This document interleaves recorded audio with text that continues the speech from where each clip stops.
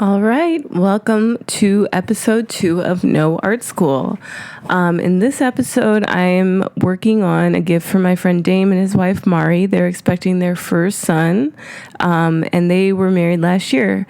I met Dame at Indochine. I was working there from January of 2018 up to 2020 when I found my job at Nexus. Dame is really awesome. He was born in Milan. He's from Africa. I forget which region, which country. But their baby shower is this Friday. So I've actually finished the painting as of like yesterday. And this palette was super fun. Both he and Mari have this beautiful dark skin, so I was using like dark hues and then going in to add the highlights. And then they got married, I believe it's a mosque, sorry if I'm ignorant, in this really gorgeous seafoam green colored mosque, and they just looked like I called the painting The Kiss. That's the title of it because it's meant to be, taking this beautiful couple who's actually kissing in the photo that I based the painting off of, and try and make sense of why there are so few paintings of Black people. And I know historically that portraiture was reserved for the wealthy. That was the Instagram back in the day. Who did your portrait? And a lot of artists actually were owned by the people who would give them housing and keep them and pay for their art supplies. So, these portraits were commissioned as art became more culturally sound. But before that, it was just kind of paintings for the church, paintings for hierarchy. I don't know very much about portraiture. Actually, I should educate myself a bit better. But actually, field trip, this Sunday I'm going to the Cloisters Museum. It's one of my favorites in New York. It's all the way up in the Bronx. I live in Brooklyn, so it's going to take maybe close to an hour and a half to get there. But I'm always inspired whenever I go there. It's like a Renaissance museum. It's an extension of the Met. And FYI, for all my broke artist friends out there, it's pay what you want. Fuck that $25 entry fee bullshit. Let the wealthy people pay that. Unless if you want to, of course. Do what you do. But I've gone and paid $1 and gotten a dirty look from someone who was hourly or salary, so she can kiss my ass. Sorry, my Aries is coming through. But yeah, it was a wonderful time the one time I paid. But since that time, I typically go up there to just look at the view of the Hudson, to see the changing leaves on the trees. The last time I went, my friend's friend, who's now my friend, Anna, she and I went and we had a little picnic. We just were hanging out, took in some nature last fall. So I'm excited to go back and see this Renaissance art. It's a lot of religious art, a lot of traditional styles of artwork. And once I actually saw an artist with her sketchbook. I'm going with my partner, so he and I will be seeing, I don't know if we'll go to the museum or not, or just hang out in the grass. But if it's nice, we probably will do a little bit of both. But yeah, basically, it'll be a nice time. Maybe I'll bring my sketchbook, as I saw one artist doing. I was just mentioning this woman. She looks so happy. She was just with her sketchbook, high on the act of creation, and she inspired me. That was happened maybe 4 years ago, and I still remember her smile, just walking around, sketching, doing studies, and I am a new member of NYC Crit Club. This is also why my idea to share what I'm working on within my studio looks like, because I have to start becoming more conscious of the research around my work, being able to share amongst a group of peers as artists what inspires my work. I'll actually pull up the little informational preparation sheet. With tonight being my first time, I actually have been able to see, I don't have any research that I do consciously, and my study has dropped off. Like, I was an avid train sketcher. I would have a sketchbook with me at all times on the train, drawing people. Sometimes I'd wear sunglasses and be like, I'm not looking at you, and just staring directly at someone, like... And for the most part, I think that people could tell. Some people were definitely flattered to be drawn, and they just let me do what I was doing. Other people just like would look shifty and uncomfortable. But needless to say, that is a really good way to grow your sketching practice. If you have public transportation and people fall asleep on it, you can draw them because they're free figure models. I've like cried drawing some people too, because I've seen such beautiful juxtapositions, whether it's like someone who doesn't have any money next to someone who's like well dressed, looks like they're like leaving a job, and they're both falling asleep. Like, I see that kind of stuff. Or, I was able to take a lot of time to experiment. Like, say I only had a pencil or a ballpoint pen, or like one of those big pens that are not like the best quality to draw with, but it's like, what can I create with this? And resourcefulness is apparently one of my superpowers, as I've been told by several friends of late. But I truly believe, as I said before, anyone can create art that's beautiful and meaningful, and at least means something to them on a personal level. And I think that with time, application, and heart, something I'm learning to put first is like how I feel about my work, what I like about it, how I value it. It's evolved my ability to create. And on the KISS work, I see like just the ability to transcend materials and capture feeling through the materials. Instead of like using my pencils to create a line, it's like I'm creating this sensation of like, whoa, they're in love. And if that makes sense, I'm happy. If not, I guess it's something of like when you hear music and you're dancing to it, but you don't even know you're dancing. It's just that like natural rhythm that exists. It's like the pulse that connects us. And I'm excited to give this painting to my friends, because like I could truly feel their love as I'm painting it. As I look at it, it's like, wow, I can hardly take my eyes off of how beautiful they are. And they like it. Of course, I am the worst with surprises. I like to just give people stuff. It doesn't matter if it's like Christmas in a few days. I'm like, here's your present. Because I was always the one, like, of my 5 siblings, snooping in my mom's closet. I would break in there, look through all the presents, because I needed to know. Like, I used to do this. I would get books, read the last chapter, read the last sentence, and be like, okay, I think I know that I can continue reading this. Like, I built up a lot of pressure around what was going to come of, the build. And that's kind of why I've branched out into music, because I think I need to hear what I'm creating in my mind. And so far, so good. I'm having a fun time on SoundCloud. And it's like on days where I can't paint, I SoundCloud. And on days where I can't do either, I guess I'll be sharing my thoughts. So let me look at the current astrology, because today is an interesting day. I'm subscribed to Serious Joy by Chris Witecki, and like 2 questions he has. What does my mind usually assume about my fate, which I don't really understand yet? And then what have I been ignoring / how do I restore balance? And I guess that with my feeling invisible, like I don't have the marks of success that I would like to have now, which is like being in a gallery, having a bunch of my work sold, like the big pieces. And I am learning that maybe that's just a part of my process. Like, my relationship to art doesn't need to just be a financial transaction. Something that I learned by, a loving relationship with my partner, who's telling me like, you don't need to think about it like that. Like, what makes you just feel good? And this is a repetitive theme in the astrology that I listen to. Like, what feels good?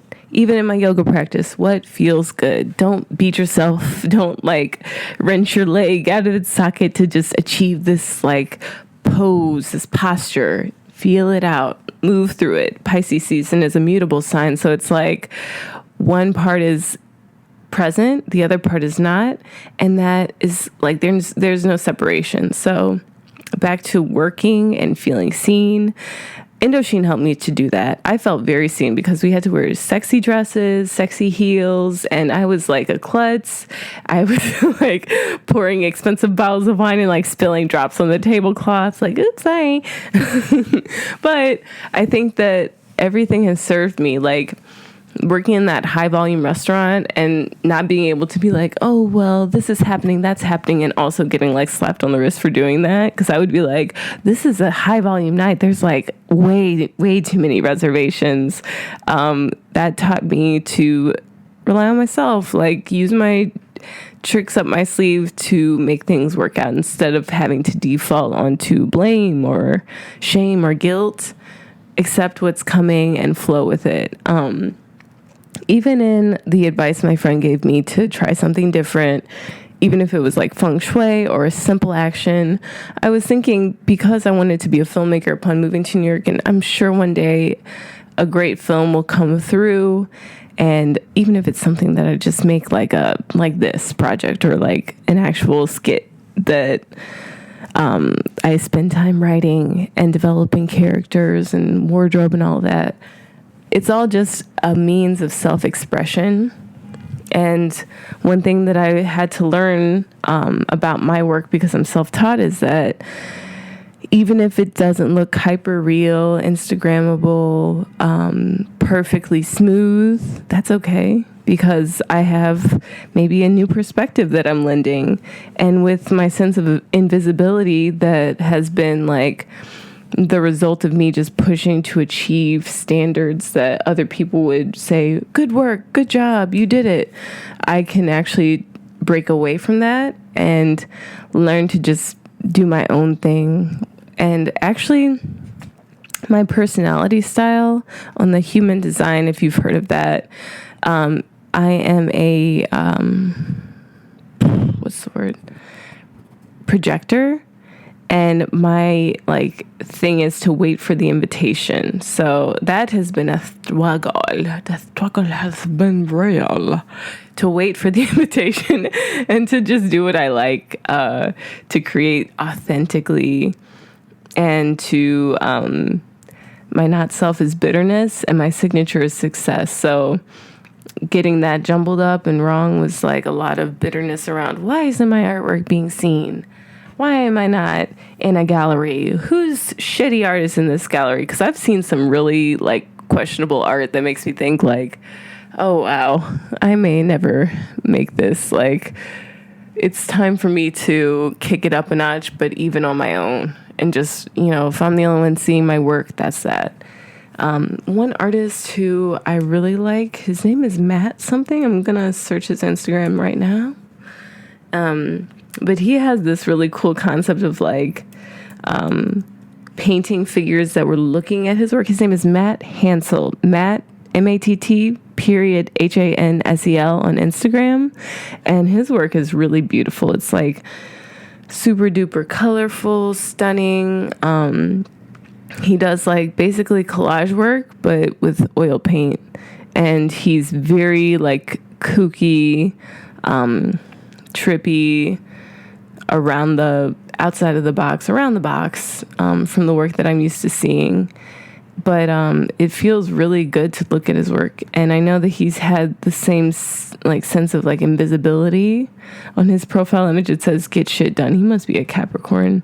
But he was painting these figures looking on to the paintings in the series of work that he did, because of the fact that he's creating something very different. Like, the detail in his work is stunning. Like, I'm looking at one called Reflecting Pool, and it's at Wasserman Projects in a group show, but it's got this like sculpted Greek figure, a cartoon looking house, an anvil, some black and white like imagery with the Renaissance in the center, and it's gorgeous. Like, the man has got a handle on what he does. And let me see, I know he was in Art Maze magazine. Maybe that's how I found his work as well.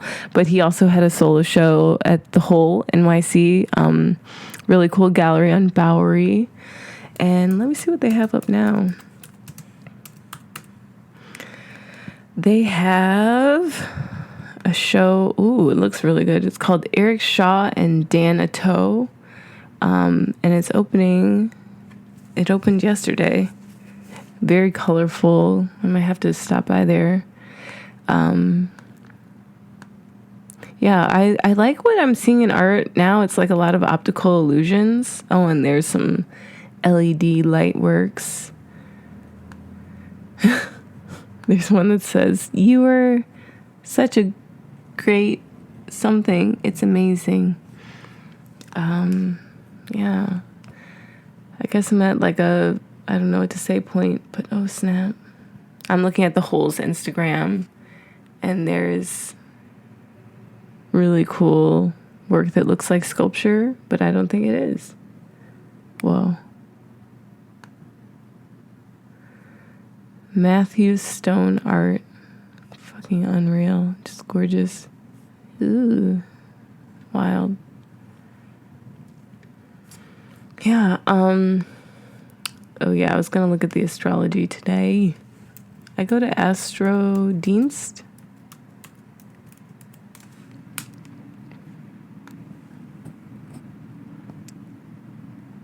And it looks like sun's at 14 degrees Pisces, moon's at 6 degrees Cancer, Mercury's at 29 degrees Aquarius, and it's in retrograde. Venus is 29 degrees Aries.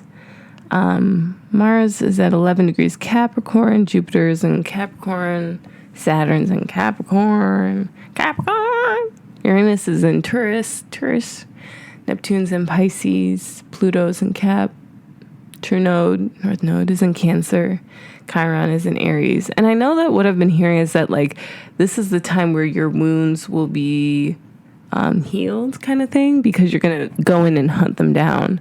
And I know that for a long time, one of my wounds is actually like being seen and praised for my work. It's something that's like worked as a magnet, I guess, which makes so much sense now that I'm saying it out loud. But like the resistance I've had to being seen, and like accepting compliments and taking them seriously and feeling like, oh, this is fun.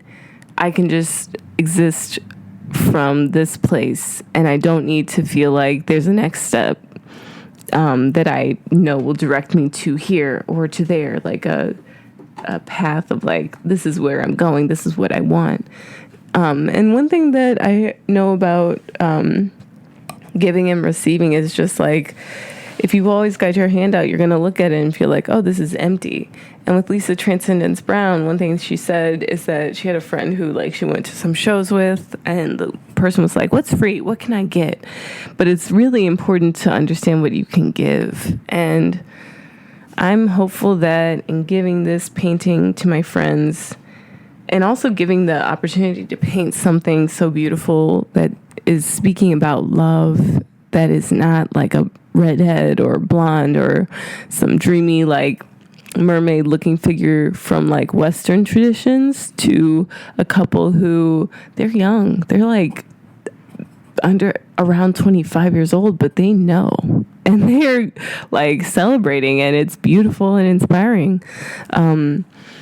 But it gives me the opportunity to feel that love and to feel beautiful in my chocolate skin, and to feel like, you know, the small wins of me creating a painting that Instagram did just fine, but I also have a right to create. That counts too, and it does matter. And also, this is my standard style of painting on the floor. Like, you see I have a chair. I don't know if you could tell from the video yesterday, but I have an easel. But I've, like, just gotten comfortable sitting on my hiney, painting, and studying. The reason why I'm looking so much at the laptop is because I have, like, their Instagram image, like, zoomed in, trying to get the highlights correct and trying to express the beauty that I see. And yeah, I also, like, I read a few things that made me want to paint with gloves. I know that plastic use, they're not recyclable. They're single-use plastic, and I use the new pair every, like, 45 minutes. But I'm hopeful that one day, with my efforts, there can be something that I can co-create that allows for plastic to, like, decompose. I've been studying mycelium a bit here and there. And I've read that there are processes that allow for plastic to decompose.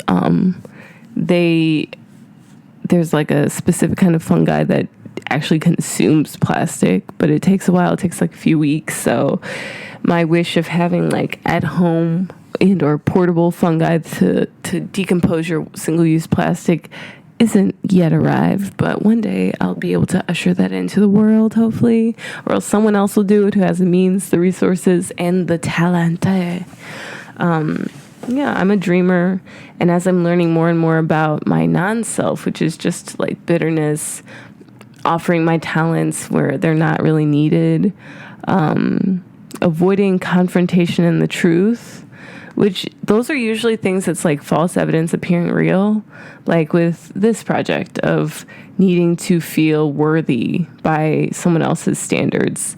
That's not true at all. And I'm learning more and more that people form their opinions based off of what is presented. So in my like fear of showing what I make and who I am, I'm also resisting people receiving that and being like, hey, I accept you, I like it. Not knowing when enough is enough, like the sense of like indebtedness or needing to give endlessly. It's like one of those dogs that just licks itself too much or like just keeps licking you. It's like, okay, come on, stop it, I love you, dog, but leave me alone. That's gross. Not to say I'm a dog, but I understand the puppy nature that I sometimes share, thinking about things that don't matter all the time, pretending to be certain. That's limiting. And I had this breakthrough a few years ago that I was like, oh my gosh, I'm so stuck in a rut. But it's because I've stopped enjoying myself. I've stopped dancing. I've stopped asking questions. Actually, this was in 2015. And at Sweetest P, SUITESTPEE on Instagram, she ushered me through this dark night. She helped me with her posts. That since then there have been many other people who've like helped to guide me along this path of self-love and self-appreciation and inner wisdom, acceptance. And yeah, that's all she wrote for today. Thanks for tuning in. If you want to check out my music, I'm linking everything below. If you want to check out my video work, that's hidden on my website. It's a secret. But you can watch, I'll let you watch the videos. They're on Vimeo. And I look forward to the next session. I will see y'all later. Bye.